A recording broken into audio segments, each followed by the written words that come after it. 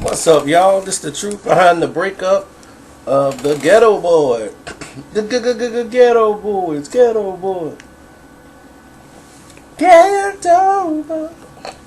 Yeah. Yeah. Yeah. Now, I got introduced to the Geto Boys early on. My cousin Cliff from Eufaula, Alabama, when I was down there in 1989, they had a cassette tape of the Geto Boys. And they said, y'all ain't heard of this group in Chicago? I'm like, nah. Never heard nothing about them. It was gripping on that other level. From the very first track, I said, oh, I gotta listen to this. The entire summer of '89, all we played was the Geto Boys. Grip it on that other level. I got a Geto Boys education that whole summer of knowing that these dudes was for real.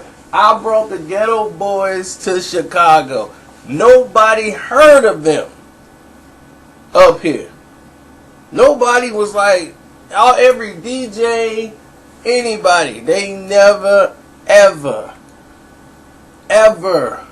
played anything Geto Boys. Even when I brought it to their attention, like, dude, you listen to this. I'm like, you got everything in here.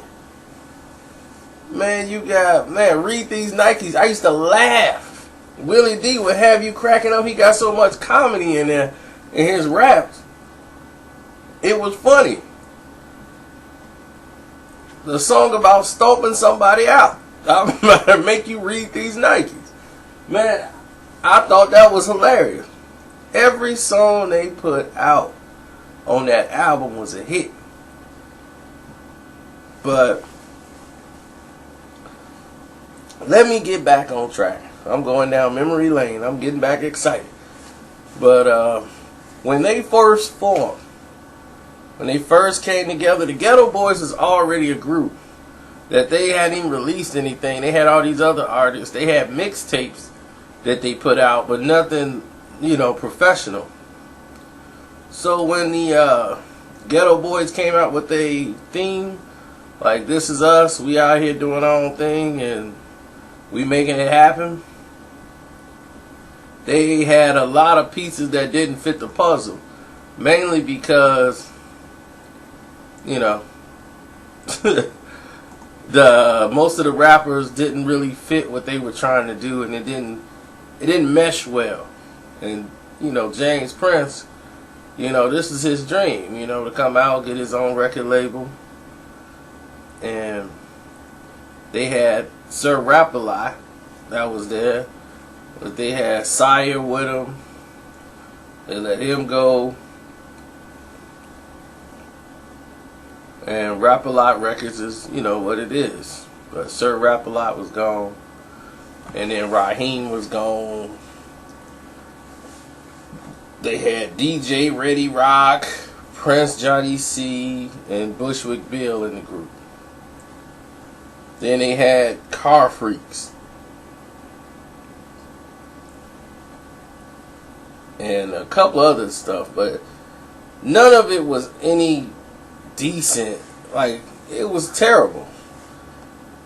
So when their debut album came out, it was no real, but Making Trouble and all that stuff, it got a little buzz.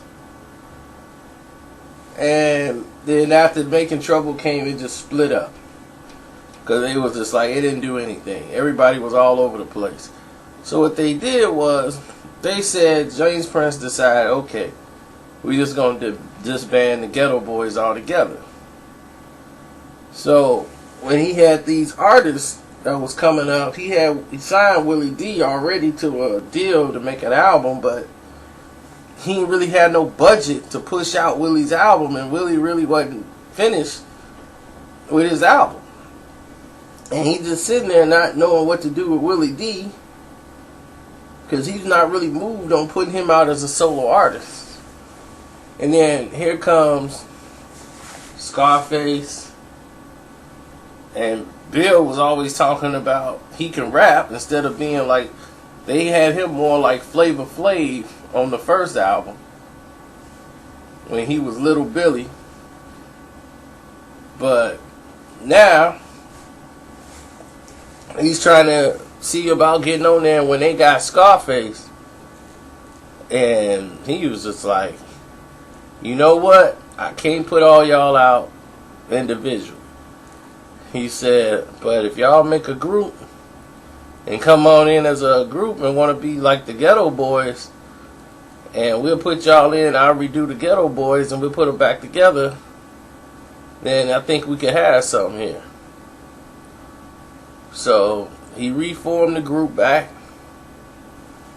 and put them back out there, and they came out with Grip It on That Other Level, the album I was just telling you about, which blew through the roof. Man.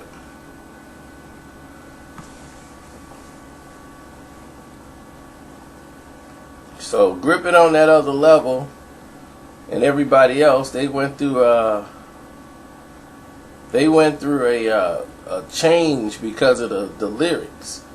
Grip It on That Other Level, it just went epic.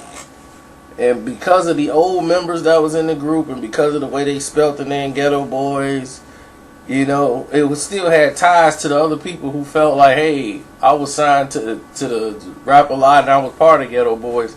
So to make sure they didn't run into this problem again, when they switched distributors and everything, before they did all that, they reinvented and respelt the name Geto Boys, G.E.T.O. That's why it's different on the first two albums than it is when it started with the newer album. They put out a mixed album that had Grip It on That Other Level, and it's just called the Geto Boys, to reintroduce them under this new title. It's the same song, so that people will be familiar with it. Had nothing to do with an album. Mostly, I think it had like maybe one new song on it. Everything else was from the old albums. And what happened is they had to switch distributors. And when they did that, because it was a big thing about the lyrics, and Warner Brothers was going through all this stuff with Cop Killer, the song with Ice-T, so everybody was feeling it. And Warner Brothers, they had to switch it to their sister label because of the controversy, so they went to Giant Records. And that, it's a big mess up that was going on at the time. They didn't know what to do with gangster rap at the time. So We Can't Be Stopped comes out, and they parted ways with the other member in the group. I think that was Press Johnny C, because what was the reason they got rid of him? I think it was because he was coming off as a bit too New Yorkish, and they didn't want to put him in the group. Other people said because they wanted to keep it all black, and he didn't fit the Geto Boys thing.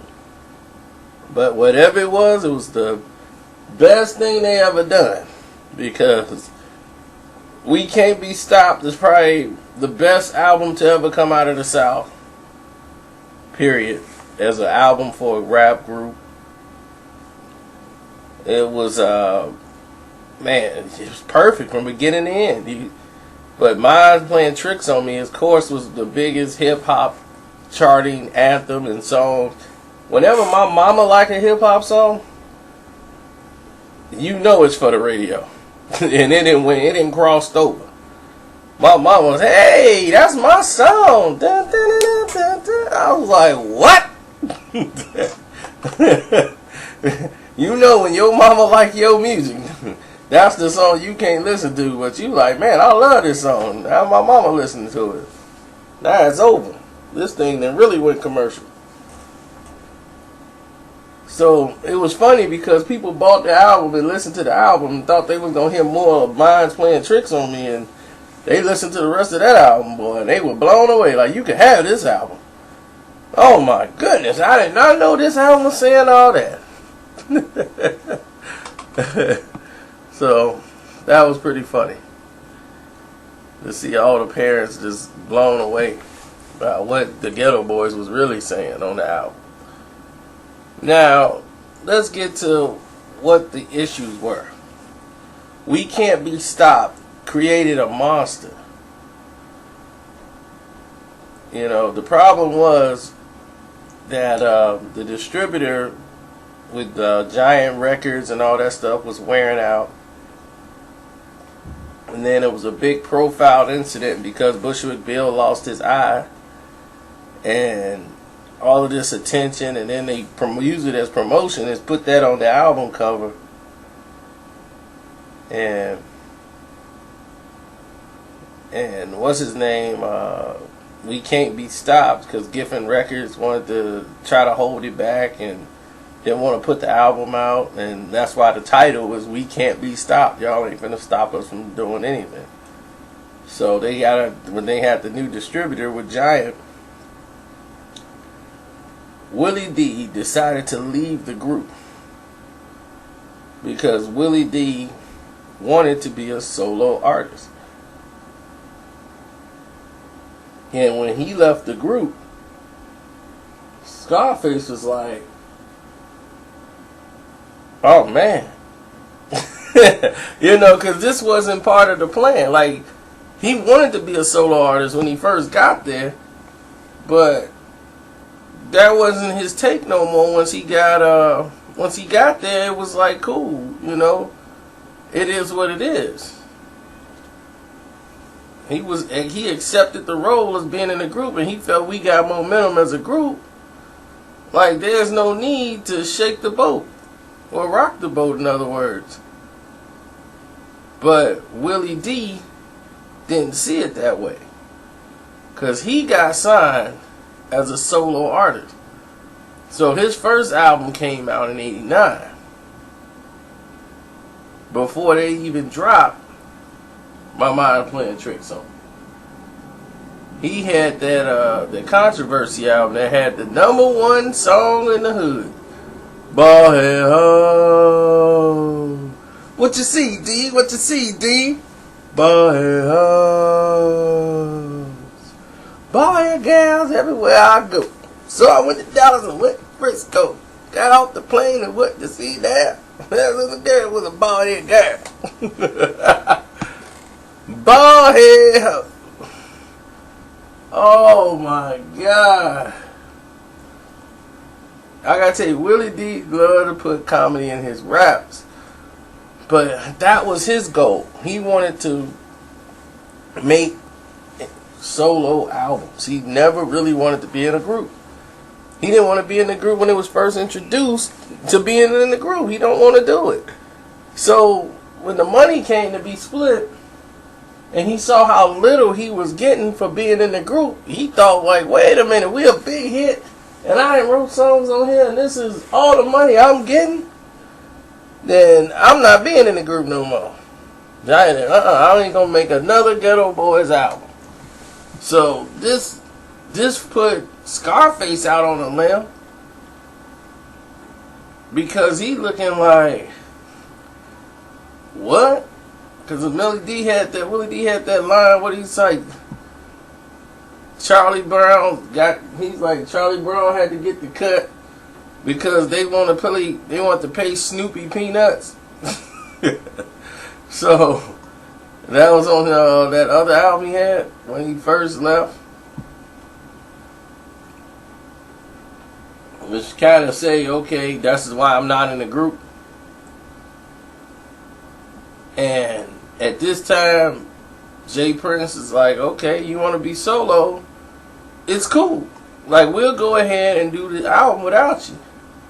Because at this time, Scarface was becoming the face of actually this whole thing. He was becoming the face of Geto Boys. What people didn't know is Scarface wrote almost every rhyme for Bushwick Bill.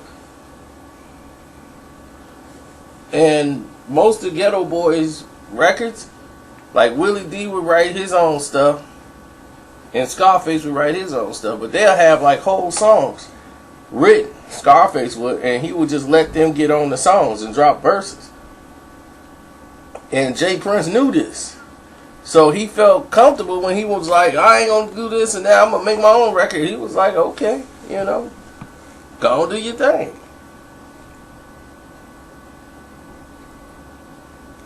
So when he decided to go ahead and do that, Scarface didn't even feel comfortable making an album. And to the end, you know, like they was like, dude, go ahead and drop your solo. Cause he was like, man, he thought the group was over. Like, it's dead. Like, we ain't finna make no album no more. This is it. You know, Geto Boys is done. We finna be just doing this. You know, solo records. Cause he's like, you know, it's over. You know, nobody talking about making no albums no more. And then everybody going on their own way. So we finna just start pushing out solo albums, which fit Jay Prince just fine at this point because they have established a fan base. So, I mean, it was just amazing, man, how they were like on such a high as a group and just didn't want to sustain it. It broke my heart. It definitely broke my heart to see that happen. And once everything came like full circle with the actual Geto Boys, because Mr. Scarface's back just blew a hole in everything. They came and put out the album To Death Do Us Apart. And that was in right after the time he dropped like The World Is Yours. And I'm finna tell you right now, The World Is Yours by Scarface, the best album ever made in the South. Period. Mr. Scarface, The World Is Yours is the best album made in the South. Period. You heard it here first.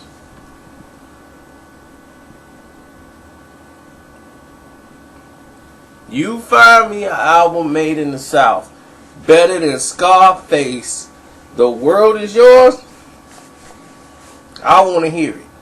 Maybe I haven't heard that album. Somebody said Outkast's first CD. Somebody said Aquemini. I haven't heard it. That's the best CD from the South. Period. All the way through. That's it. I knew it when I first heard it. Sometimes you just know. I was like, ain't nobody gonna top this album. I was like, I'm gonna wait. But I ain't heard nobody from the South top it. Well, anyway. After We Can't Be Stopped came out, in the same year Scarface dropped his, Willie D's Gone, then To Death Do Us Apart came out in the same year as Mr. Scarface is back. So Scarface had everything he needed. He was set. Willie D, he ain't really set. Bishop Bill, he dropped a solo album and it sold a little bit, but everybody was split doing their own thing. But when they came back in '93 from To Death Do Us Apart album, the Geto Boys added Mike D to the roster. I mean, not Mike D, Big Mike.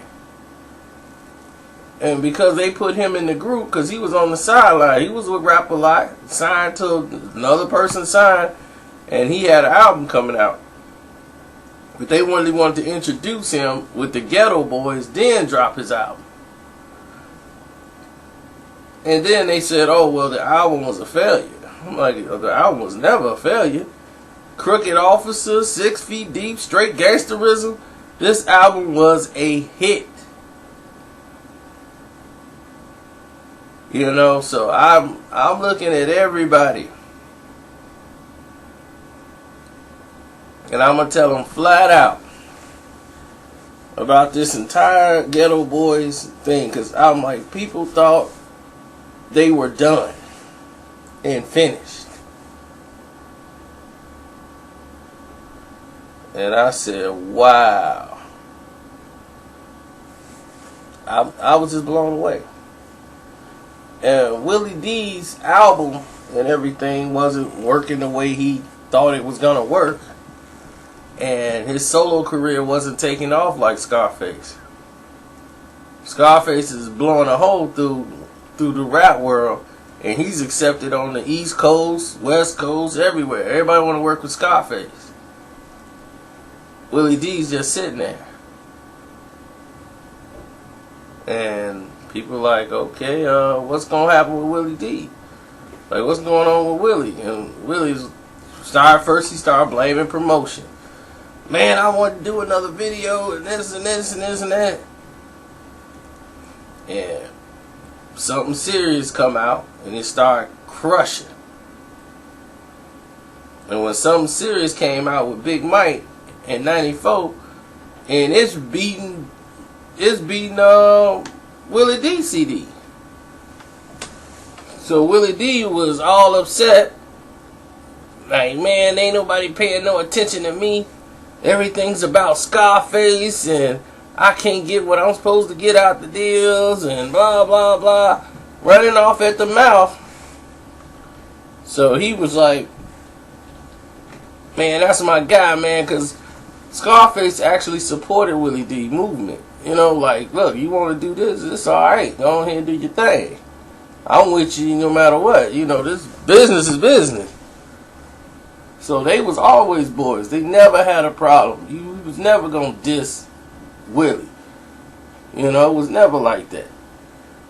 So Face is like, you know, if you need me to be on the track or something, I'm there. But ego was getting, you know, in the way. And then here he comes. He got off Rap a Lot after going out like a soldier, and he complained about every damn thing. So he got off and went independent and did Play With Your Mama and got Ice Cube on it. You can play with your mama. So he had only one song to chart. That album didn't do diddly squat. And bottom line, he ended up crawling on all the way back. You know, like, hey, I need to come on back home. And he came back to Rap a Lot Records. And that's when you had, in 1996, the Resurrection. Now, once the Resurrection hits the scene the way it did, there was something different about this album. People said, wait a minute, what is this? That's Larry Hoover? The head of the Gangster Disciples? Mr. Hoover? On the CD? And it wasn't the fact that he was on the CD more than what he was saying on the CD. He wasn't on there talking ignorant, saying some, man, just go out and kill this, kill that, kill cops, kill this. They would prefer him to say something like that. But what he said was more dangerous to the actual government. They were fearful of what he was saying. Meaning, any conversations with him, and he's telling people to go out and vote and beat them in the political arena, and the fact that they don't want you to get out and vote, and he's trying to wake the blacks up to get out, register, and go make a difference in the polls. Once he started saying that about waking the sleeping giant, that's when it took a whole nother turn. Because now the Geto Boys became public enemy number one. This album was shipped across the nation. Everybody's listening to this. So now the target became of the FBI and anybody else who was interested. They were targeting the Geto Boys and James Prince. Who was this guy to get this audio and to have this reach to put this out and distribute it through the world? James Prince became the target, and Rap-A-Lot Records became the target. So after that, that's when the trouble started. And you can't put records out while you under investigation. So while they screaming, they basically choking and strangling the careers of these rap artists. You know, while they fighting this, people are just sitting there doing other appearances to make money. But Rap-A-Lot Records is in trouble because all of their assets is being frozen while they doing this investigation, and they want to answer to this. Pretty soon, they went ahead and stopped any type of people recording from prison and making tapes. They wanted to put a freeze on that. The government was trying to control, because people were making money recording songs from the jail. Now it's like a law. You can't even do that anymore. They were so fearful on what was being said that it started to, what is this? It started to take an effect on everybody around. Scarface, he put out a couple of records, like he put out The Untouchable, and then after The Untouchable at 97, with My Homies came out. It was low budget. They really couldn't push My Homies, the double CD, the way that they did. They had Fifth Ward Boys, Devin the Dude. So they put out The Good, The Bad, and The Ugly. That's when Bushwick left, because he wasn't getting paid enough. He wanted to put out another album, and they wasn't supporting it. But the government was like eyes on everything they were doing. So everything they pushing out, but they not getting any type of promotion. They can't, the distribution, they fighting too much. They can't operate. So they put out the Do or Die, Heads or Tails. And 98 was really their last strongest year. And 99, they had like 4 releases for the whole year, when they used to put out like 10 album releases a year. Then 2000, they did Scarface, Last of a Dying Breed, the Victory album with Do or Die. They did another 4-album release. Then Willie D came back to drop his album on Rap-A-Lot. Then it just started going back down. And in 2002, when they got the IRS off their backs, they was like, okay, we back at it. We can go ahead and start putting out more of the songs. But the Geto Boys, it was different places for everybody. Scarface is now a solo artist. Bushwick Bill is doing his own thing, and it was a sigh of relief from Face because he had a career.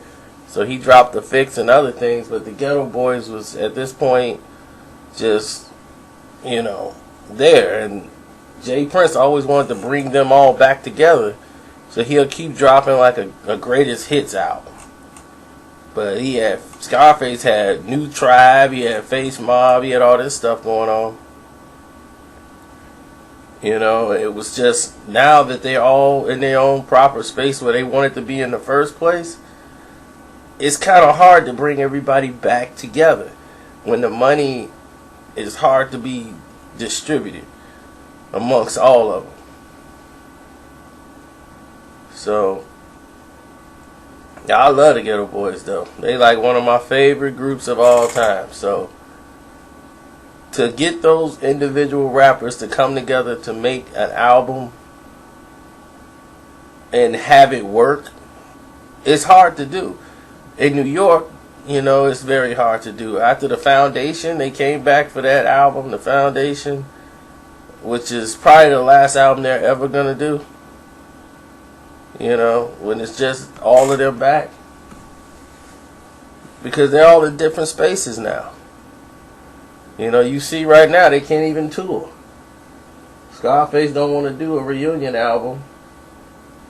And he's saying he's never going to tour with him again or something like that. Or never be another Geto Boys album. Well, at least not one with him. And I know how Face probably feel. Face probably want to be like, look, man, I was the writer. I need some compensation. But that's what happened to Geto Boys, man. It's just as time went on, people got established in their own careers. The split happened because people, they felt like they not getting a bigger piece of the pie. When you see how much money that really comes in the door and how much you're really going to get, if you're not on the producer side, you're just the artist and you're in a group, then of course you'll think like, I'm being robbed or I'm doing this, I should be doing that, I sold 1 million records, I'm supposed to be rich. You know, without knowing all the ins and outs, the costs, your managers, lawyers. You don't know. You probably always think because your song is on the radio and it's getting a lot of spins, that's it, I'm finna be rich. They all went through it and had to experience the business side first, and you know, they all come back to normal. But if you get a chance, go listen to them old Geto Boys CDs, because I'm finna go dig in here right now and find that CD. Grip it on the other level. I know it's in there. I got it in one of my old stash. But I'm out of here.